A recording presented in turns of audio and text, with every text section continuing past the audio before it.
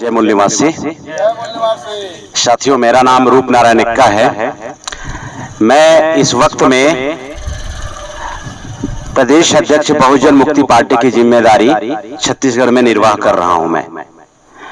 और आप लोगों को तो लग रहा होगा कि ये अभी बहुजन मुक्ति पार्टी के प्रदेश अध्यक्ष हैं तो राजनीति के बारे में बताएंगे और बोर करेंगे, ऐसा आप लोगों को लग रहा होगा। तो चलिए मैं आपके फायदे की बात बताता हूं, मैं है ना। मैं राजनीति की बातें कम बताऊंगा और आपको जहां पे ज्यादा फायदा है उसके बारे में आपको बताऊंगा। तो अभी यहाँ पे संविधान का किताब है और इस संविधान की किताब में 4-5 चीज लिखा हुआ है जो आपके काम का है।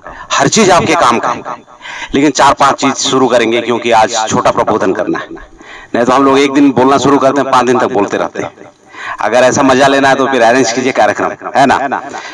तो इसमें रिजर्वेशन इन पॉलिटिकल, आरक्षण राजनीति में, reservation in education, reservation in service, reservation in promotion. तो रिजर्वेशन इन पॉलिटिकल छोड़ते हैं, हम बात करेंगे आज reservation in education, reservation in service और रिजर्वेशन इन प्रमोशन। हम ये 3 चीज के बारे में बात करेंगे।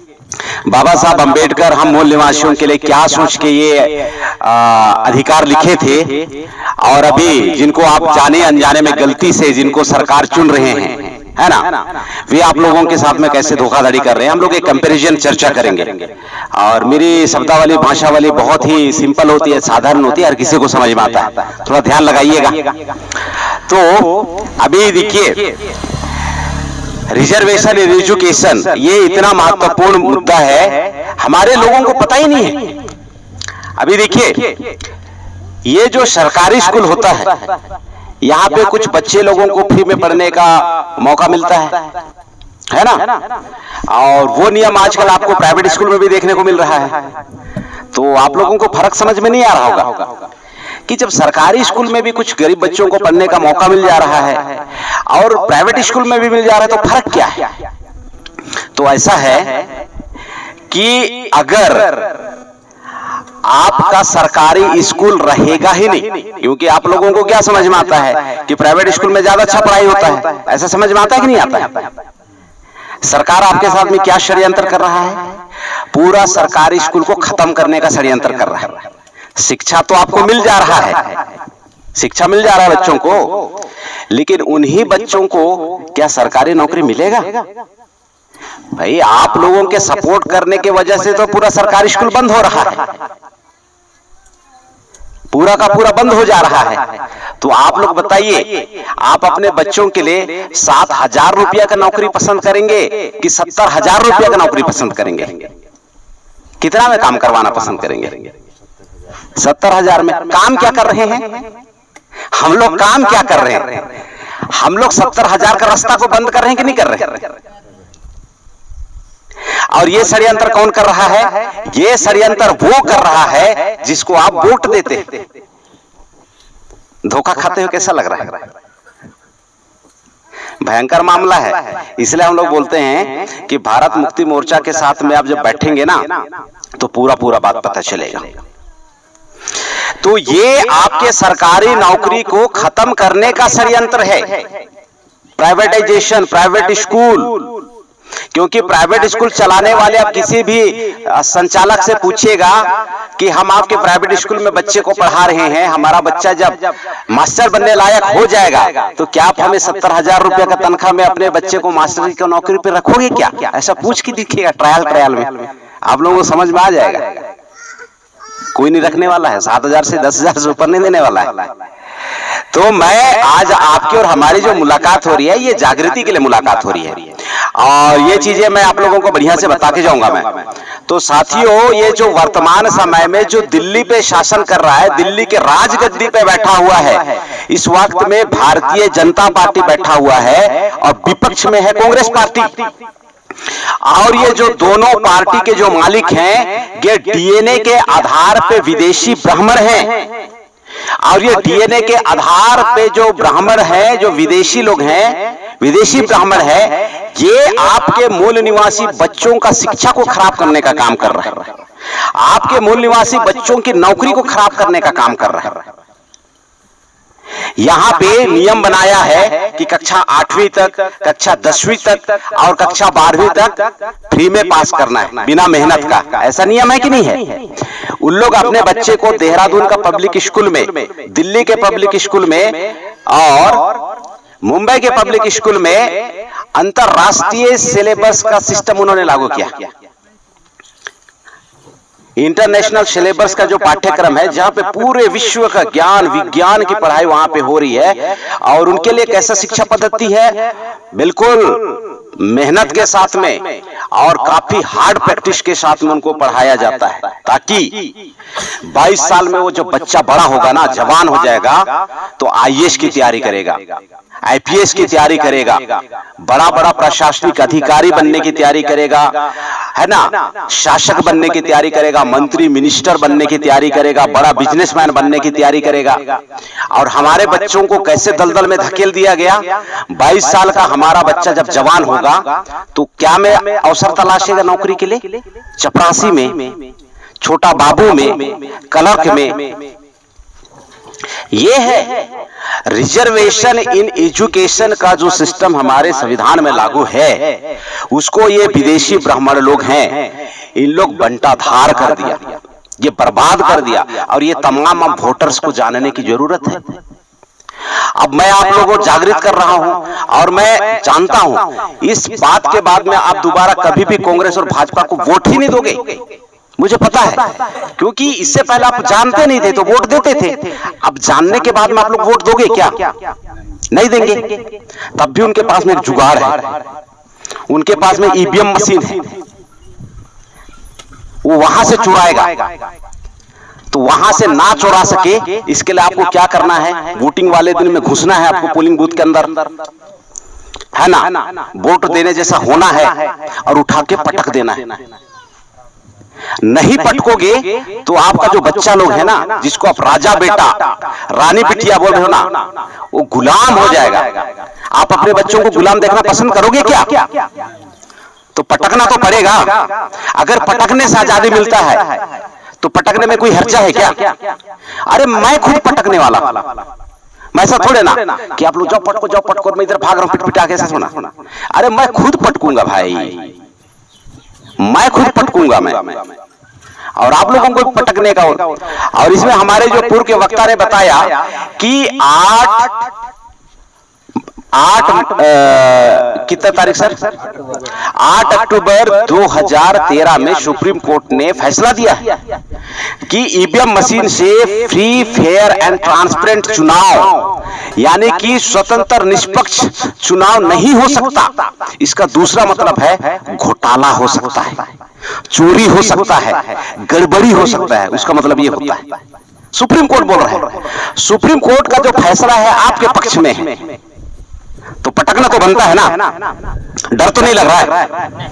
सोले पिक्चर नहीं देखे हो? जो डरला को हर मरला का ऐसा कुछ डायलॉग है ना, तो डरना नहीं है, उठा के पटक देना है, क्योंकि इसमें हमारे बच्चे लोगों का जो भविष्य है ना, से हमारे बच्चे आजाद होंगे, नहीं पटकने से हमारे बच्चे गुलाम होंगे। और मैं कोई भी इतना निर्दयी माँ बाप नहीं देखा हूं जो अपने बच्चे को गुलाम बनाने के लिए बीच रास्ता में छोड़ के भाग जाए। मैं तो आज तक ऐसा नहीं देखा हूं। और यहाँ पे जो हमारे जम्बाज माता पिता भाई बहन लोग बैठे हुए हैं, मुझे पता है कि अपने लोगों के प्यार के वास्ते ईवीएम क्या, जरूरत पड़े तो बाभन को भी उठा के पटक देंगे आप लोग, है ना। तो बिल्कुल एकदम से ढांढस बांधिए और एकदम कर्म करना शुरू कीजिए। तो साथियों, ये है संविधान में आपके लिए, आपके बच्चों के भविष्य के लिए रिजर्वेशन इन एजुकेशन की पॉलिसी है। लेकिन वर्तमान समय में जो कांग्रेस और भाजपा के जो मालिक है विदेशी ब्राह्मण, वो आपकी रिजर्वेशन इन एजुकेशन की ऐसी की तैसी कर रहे हैं।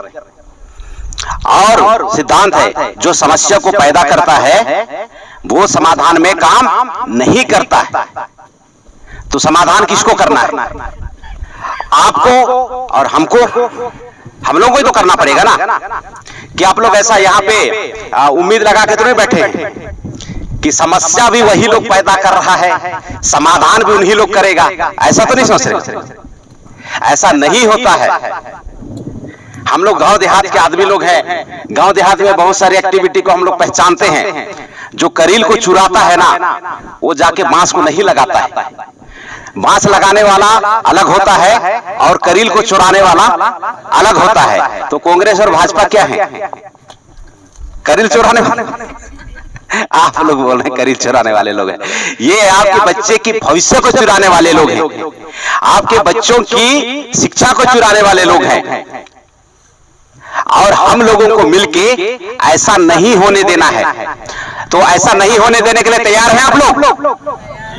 तैयार है ना? एकदम से हम लोगों को बड़ी मुस्तैदी के साथ में हम लोगों को काम करना पड़ेगा, है ना? एकदम से चौकन्ना रहना है 24 घंटा, तब जाके हम लोग अपने लोगों को बचा पाएंगे। तो हमारा संविधान यहाँ पे हमारे तमाम मूल निवासी बच्चों के लिए, तमाम समाज के लिए, देश के लिए रिजर्वेशन इन एजुकेशन की पॉलिसी लाया है। लेकिन ये जो बदमाश लोग हैं, ये जो बेईमान लोग हैं, अपनी आपराधिक बुद्धि के वजह से हमारे बच्चों को तबाह करने के कगार पे ले आए हैं। इसीलिए आप लोगों को, हम भारत मुक्ति मोर्चा के कार्यकर्ता आप लोगों के पास में आए हैं, आप लोगों को राष्ट्रव्यापी जन आंदोलन में जोड़ रहे हैं। क्यों जोड़ रहे हैं? क्योंकि आपको इनके चंगुल से आजाद होना है। और पूरे भारत के अंदर में एकमात्र जो लड़ाकू संगठन है जो कानून और संविधान के दायरे में लड़ता है, वो भारत मुक्ति मोर्चा है। और ये राष्ट्रव्यापी संगठन है, इसका पूरे 32 राज्यों में इसका नेटवर्क है। और यहाँ के काम करने का तरीका बहुत ही सिस्टमेटिक होता है, कानून के दायरे में होता है, संविधान के दायरे में होता है। हम ऐसी कोई भी चीज को हाथ नहीं लगाते हैं जिससे हमारे लोग फंसे। हम लोग उसी चीज के ऊपर में एक्शन लेते हैं और एक्शन लेने का प्लान बनाते हैं जो लीगल हो, कानूनन हो, संवैधानिक हो। और संविधान के अंदर में आप अपनी बातों को, अपना विरोध प्रदर्शन संविधान के दायरे में, संवैधानिक दायरे में आप कर सकते हैं, ये कानून है। अब बहुत सारे लोगों को फंसते हुए आप देखेंगे, बहुत सारे कार्यक्रम में फंस जाते हैं, है ना? भाषण करते हैं, फंस जाते हैं। लेकिन आप भारत मुक्ति मोर्चा के लोगों को आप देखेंगे कि लोग कानून के दायरे में रहते हैं, संविधान के दायरे में रहते हैं और कार्यक्रम सफल करके निकलते चले जाते हैं। ऐसा हमारे कई सालों से हमारे जशपुर जिला के अंदर में कार्यक्रम हो रहा है। इसलिए साथियों, सरकार आपके ऊपर कोई भी पॉलिसी जब भी ला दे, जरूरी नहीं है कि वो पॉलिसी आपके फायदे का। उस वक्त में हमारा काम शुरू होता है, उस वक्त में भारत मुक्ति मोर्चा का काम शुरू होता है, अपने मूल निवासी साथियों को सुरक्षा देने में, उनको जागरण देने में। तो साथियों, अभी जैसे मैंने बताया कि एजुकेशन में तो लफड़ा कर ही रहा है, एजुकेशन में लफड़ा कर रहा है। सरकारी स्कूल को खत्म करने का प्रावधान है, अपने बच्चे में मेरिट डेवलप करने का योजना है, हमारे बच्चों में कमजोरी डेवलप करने का योजना है। इनकी ये एजुकेशन पॉलिसी है। और अपने बच्चों के एजुकेशन पॉलिसी के लिए हम लोगों को मिलकर व्यवस्था परिवर्तन की लड़ाई लड़नी है। हमारी जब सरकार बनेगी, फिर बोलोगे राजनीति में आ गया, है ना? हमारी जब सरकार बनेगी तो हम लोग हमारे बच्चों के लिए पूरे छत्तीसगढ़ में एकल शिक्षा क्रम का पाठ्यक्रम को लागू करेंगे। हर बच्चा एक टाइप का शिक्षा को पढ़ेगा। अच्छा रहेगा कि नहीं रहेगा? मौका हर किसी को बराबर मिलना चाहिए। जैसे ये जो ऑक्सीजन है, सांस हम लोग ले रहे हैं, सबको बराबर मिल रहा है ना, ऐसा ही शिक्षा का अवसर सबके लिए बराबर मिलना चाहिए। और वो चीज हम ही लोग कर पाएंगे। वे जो विदेशी ब्राह्मण है वो नहीं करेगा, क्योंकि उनके दिमाग में असमानता नाम का बीमारी है। वो आपके साथ में हर कदम पे धोखा देगा। आप लोगों को लग रहा होगा नहीं, ये तो एजुकेशन में धोखा दे रहा होगा। अब मैं आपको बता रहा हूं कि नौकरी में कैसा दे रहा है। मैंने बोला था ना, रिजर्वेशन इन एजुकेशन, अब रिजर्वेशन इन सर्विस में आप देखिए। केंद्र सरकार जो अभी भाजपा है और एक समय में इससे पहले कांग्रेस था, वे आप लोगों के पास में कैसे आप लोगों को बेवकूफ बनाता था। बेवकूफ बनाने का ढर्रा को देखिए, कैसे बेवकूफ बनाता था। जनसंख्या बढ़ने के वजह से नौकरी नहीं मिल रहा है, ऐसा बोलता है कि नहीं बोलता है? और आप लोग मान भी जाते हैं, मानते हैं कि नहीं मानते? अब इसका मैं एक उदाहरण के साथ में आप लोगों को मैं बता रहा हूं। अभी जैसे हमारी बहन यहां पे बैठी हुई है, इस बहन को लेके मैं उदाहरण बता रहा हूं। बहन का एक कुनकुरी में बहुत बड़ा कपड़े का दुकान है, बहुत बड़ा, और पूरे दिन भर के अंदर में 100 ग्राहक लोग इनके दुकान में जाते हैं, साड़ी खरीदते हैं। तो हमारी बहन उन 100 ग्राहक लोगों को संभालने के लिए 5 स्टाफ रखा है, 5 स्टाफ रखा है और वे 100 लोगों को साड़ी दिखाना, उनको बेचना, ये सब करना, दुकान की साफ सफाई, साड़ी फोल्ड करना, ये तमाम काम है बड़ी बाखूबी से कर रहे हैं। ग्राहक आ रहे हैं 100 और स्टाफ है 5। एकाएक ऐसा होता है कि इनकी दुकान की जो सर्विस की गुणवत्ता है बहुत अच्छा हो गया और एकाएक आपके ग्राहक जो है वो इजाफा हो गए, बढ़ गए। आपके दुकान में 500 ग्राहक दिन भर में आना शुरू हो गए।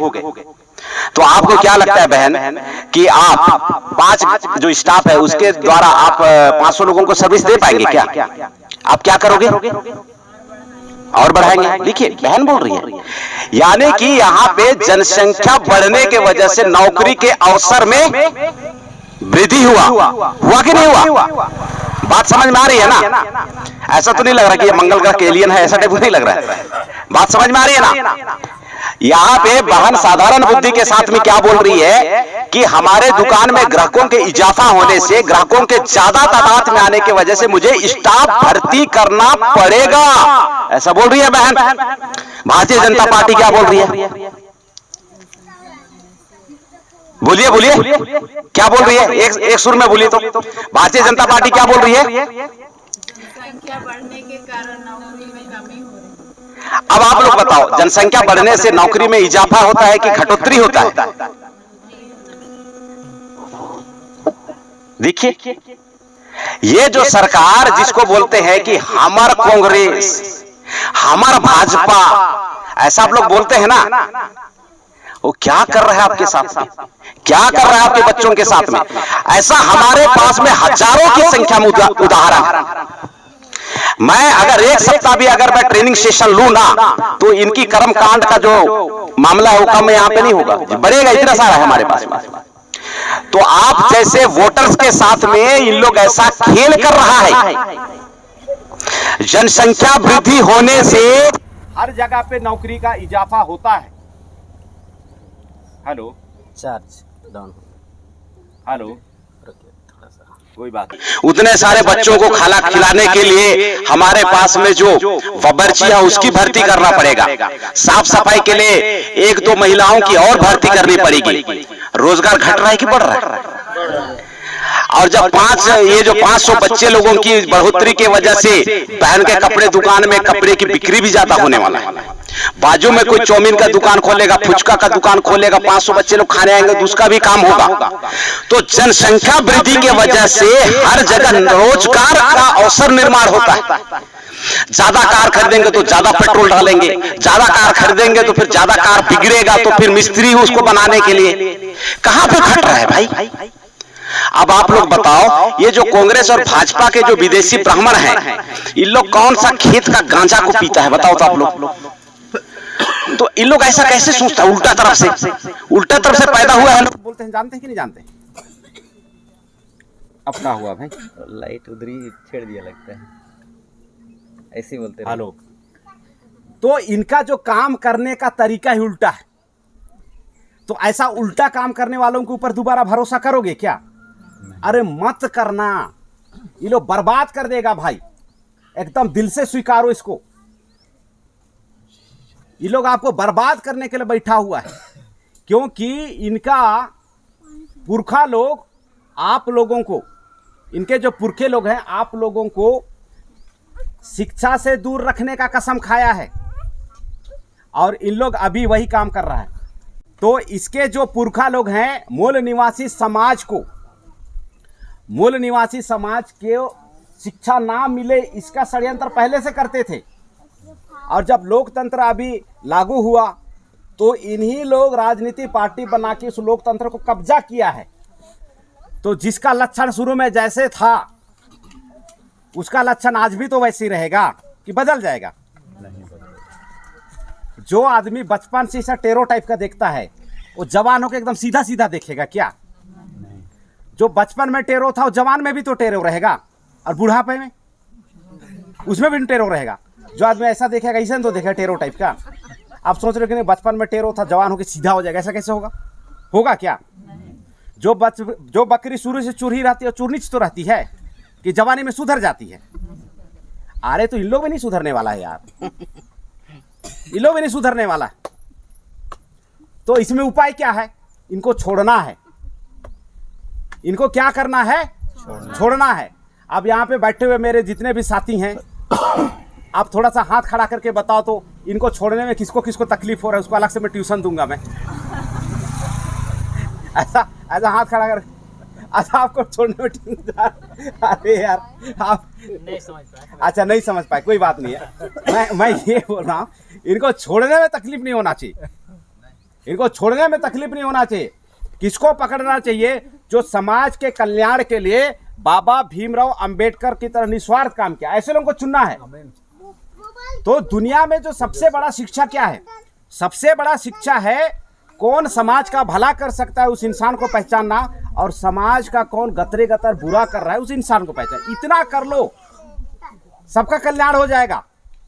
आप लोगों के बीच में क्या बोलते हैं? अरे यार वो भी आदिवासी, रूपनारायण एक्का वो भी आदिवासी, उसको चुने किसको चुने? अरे काहे कंफ्यूज होते हो? जो सही कर रहा है उसको चुनो, और जो गलत कर रहा है चाहे आदिवासी क्यों ना हो उसको नहीं चुनना है। एकदम सिंपल सा गुणागणित है। दूसरा मतलब यह है कि जो भी कांग्रेस को वोट देने का अपील कर रहा है वो समझ लो भैया आपके बच्चे का सत्यानाश करने के लिए तैयारी कर रहा है। ऐसे को समझाओ कि आपको ऐसा नहीं करना है। और जो भाजपा की समर्थन देने की बात कर रहा है, सतर्क हो जाओ, वो आपके बच्चे का सत्यानाश करने का काम शुरू कर दिया है, उसको समझाओ। नहीं समझता तो उसको छोड़ो। एकदम सिंपल से, इसमें कोई बहुत ज़्यादा गुणागणित नहीं है। जो समाज का हितैषी है उस लोगों को साथ दो, जो समाज का दुश्मन है उसको साथ मत दो। अभी वर्तमान में पूरे भारत के अंदर में सिर्फ एक शख्स है, उनका नाम है वामन मेश्राम साहब। बहुत अच्छे तरीके से पूरे भारत में काम कर रहा है, और इस वक्त में मैं पूरे होशो हवास में डंके के चोट पे बोल रहा हूँ, उस इंसान को साथ देने के अलावा हमारे पास में कोई दूसरा उपाय नहीं है। और अगर हम लोग नहीं समझते हैं और समाज के दलाल और भड़वे लोगों को साथ सहयोग देते हैं, तो भैया इसमें एक डायलॉग है, ये जो दलाल और भड़वे लोग क्या करेंगे? ये आपकी धरती को बेच देंगे, ये आपकी गगन को बेच देंगे, और साथियों होशियार हो जाओ, ये आपके घर के लाशों का कफन को बेच देंगे। ये लोग नहीं छोड़ेगा, अंतिम समय तक नहीं छोड़ने वाला है।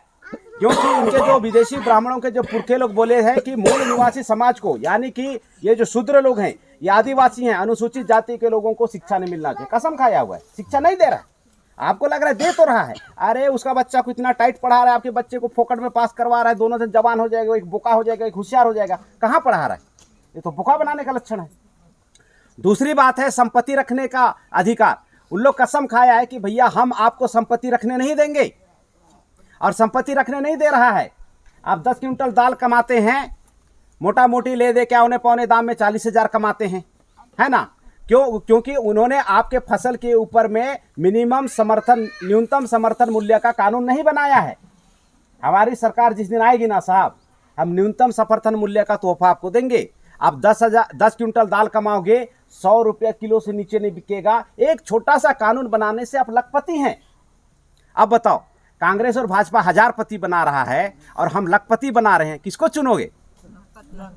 लखपति वाला को चुनोगे। समझने की जरूरत है, समझने की जरूरत है। अच्छा, यहाँ पे मीटिंग में आए, मीटिंग में आने का फायदा हो रहा है कि नहीं हो रहा है? होगा, जरूर होगा। और तीसरा बात है कि कभी भी इनको राजा बनने नहीं दिया जाएगा। ये विदेशी ब्राह्मण के जो पुरखे लोग हैं कसम खाए थे, राजा बनने नहीं दिया जाएगा। तो आप लोगों को लगता होगा कि हमारा आदिवासी तो विधायक बन रहा है, सांसद बन रहा है, सरपंच बन रहा है, वो राजा है। मैं यहाँ पे कोई भी सरपंच साहब अगर बैठे होंगे तो मैं उसको थोड़ा याद दिलाना चाहता हूँ, वो सरपंच साहब आज तक गांव में एक कानून बना के कभी भी केंद्र सरकार को नहीं मनवा पाया है। तो जो आदमी कानून नहीं बना सकता है वो राजा हो सकता है क्या? राजा क्या करता है? कानून बनाता है। कानून बनाता है। और अगर हमारा सरपंच नहीं बन पा रहा है, कानून नहीं बना पा रहा, इसका मतलब क्या है? वो राजा नहीं है। प्रचार प्रसार किया जा रहा है कि राजा बनना शुरू हो गए। हमारा विधायक अगर राजा के बराबर ताकतवर होता तो हमारे कुनकुरी में जो आदिवासियों के ऊपर में, मूल निवासियों के ऊपर में, SC ST OBC माइनॉरिटी के ऊपर अन्याय अत्याचार होता है, अन्याय अत्याचार होता क्या? अरे हम लोग कुछ भी नहीं है भाई, तब भी हम लोग अन्याय अत्याचार को रोक देते हैं। हम लोग आज के समय में वाट पंच नहीं है, हम लोग इस वक्त वाट पंच नहीं है। उसके बाद में भी जब अन्याय अत्याचार करने के लिए कोई भी प्रदेश का बड़ा आदमी प्रयास भी करता है तो हम लोग जाकर उसको रोक देते हैं। अगर हमारे जैसे आदमी को विधायक सांसद बना देंगे तो फोन में पूरा सेटल हो जाएगा। कोई भी थाना प्रभारी आपके पास में अगर कोई उल्टा पुल्टा केस दर्ज करेगा, हमारे क्या फोन के घुड़काई में सब ठीक ठाक हो जाएगा।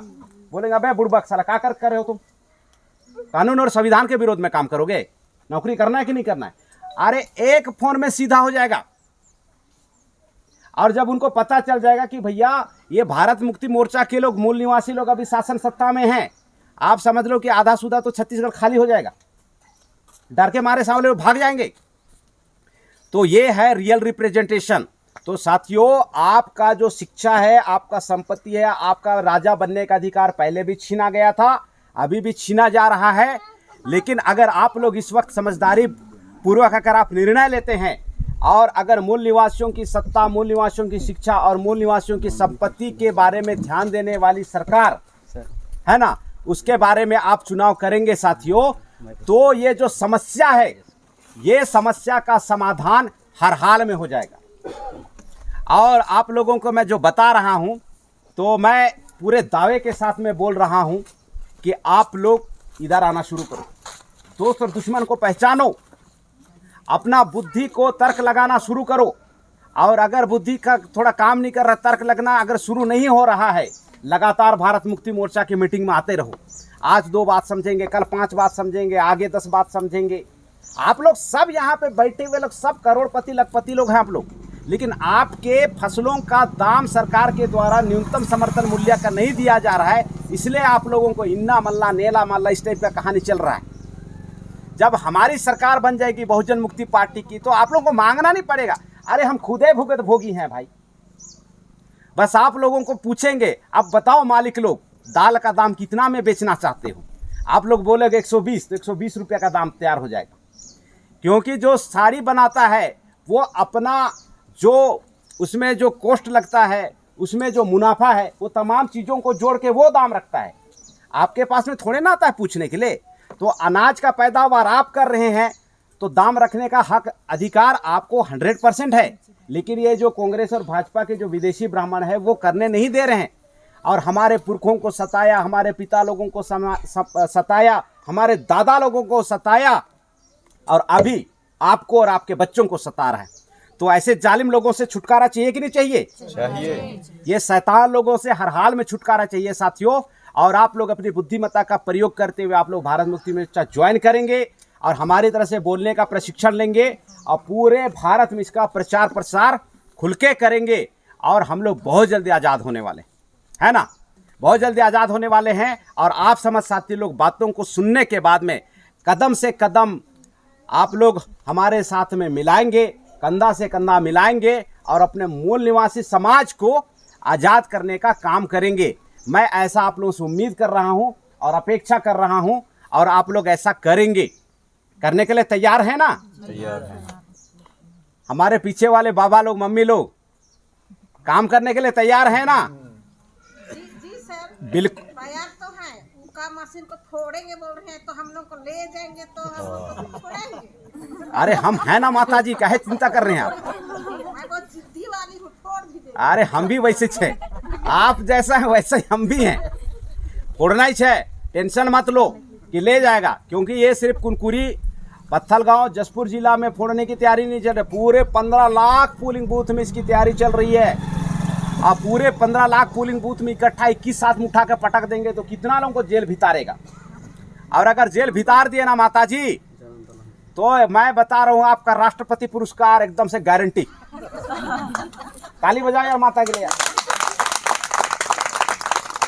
अरे ये जो गांधी जी है ना, ये जेल जाते जाते महान हो गए, तो हम लोग भी ईवीएम फोड़ के जेल जाते जाते महान हो जाएंगे। और महान बनने का अवसर दुनिया में किसी किसी को मिलता है। इसलिए जिस भी लोगों को बात समझ में आ रही है, एकदम से पूरा ताकत लगा के फोड़ देना है। बिल्कुल चिंता मत करो। अरे मैं खुद फोड़ रहा हूँ यार, मैं खुद फोड़ रहा हूँ। ऐसा थोड़े ना बोल रहा हूँ कि आपको फोड़ रहा है फिर मैं उधर से साइड में जा रहा हूँ, ऐसा नहीं। अरे मैं खुद फोड़ रहा हूँ। क्यों? क्योंकि हमारा समाज इनके नीतियों की वजह से गुलाम बन रहा है। जबकि लोकतंत्र का डिफिनेशन क्या है? लोकतंत्र का डिफिनेशन है जनता का, जनता के लिए, जनता के द्वारा। आप लोग जनता हैं और आप लोगों का समस्या का समाधान नहीं हो रहा है, ये लोकतंत्र थोड़े ना है। अरे इसी को तो वामन मेश्राम साहब बोला है, ब्राह्मण तंत्र है ये। ब्राह्मण कलेक्टर, ब्राह्मण टीआई, ब्राह्मण एसडीएम, ब्राह्मण तहसीलदार, एक काम नहीं होता है। और हम लोग इसी व्यवस्था को बदलना चाहते हैं। कलेक्टर कौन? यहाँ का मूल निवासी। एसपी कौन? यहाँ का मूल निवासी। थानेदार कौन? यहाँ का मूल निवासी। अब सबको यही का रहेगा तो अपने जनता के ऊपर इन लोग अन्याय अत्याचार करेगा क्या? तो हमको लोकतंत्र का स्थापना करना है और आप लोग लोकतंत्र का स्थापना करने के लिए ताकत लगाएंगे, हम भी ताकत लगाएंगे, सभी लोग मिलकर ताकत लगाएंगे। अपने मूल निवासी समाज को हम लोग आजाद करेंगे। तो आजाद करने के लिए तैयार हैं? तो साथियों, आप लोग ये जो ऊर्जा है और ये जोश है बिल्कुल संभाल के रखिए। और अभी महीना 2 महीना में आ रहा है हम लोगों का त्यौहार, हम लोगों का पर्व, हम लोगों का उत्सव। घुसना है, उठा के पटक देना है और बिल्कुल चिंता नहीं करना है कि जेल होगा कि क्या होगा। बहुत सत्कार होगा, राष्ट्रपति पुरस्कार हम लोग एकदम से तय करेंगे उनके लिए, है ना। तो आप सभी साथी लोग बढ़िया से सुने हमारी बातों को, इसके लिए मैं तहे दिल से मैं धन्यवाद अदा करता हूं आप लोगों का। और इसी तरह हमारे मीटिंग्स में, हमारे सभा में, प्रशिक्षण कार्यक्रम में आप लोग निरंतर आते रहिए, है ना। और बहुत सारी बातों को हम लोग मिलकर समझेंगे और हम लोग व्यवस्था परिवर्तन की लड़ाई लड़ेंगे। इन्हीं बातों के साथ में साथियों, आप समस्त दोस्तों का बहुत बहुत धन्यवाद। जय मूल निवासी।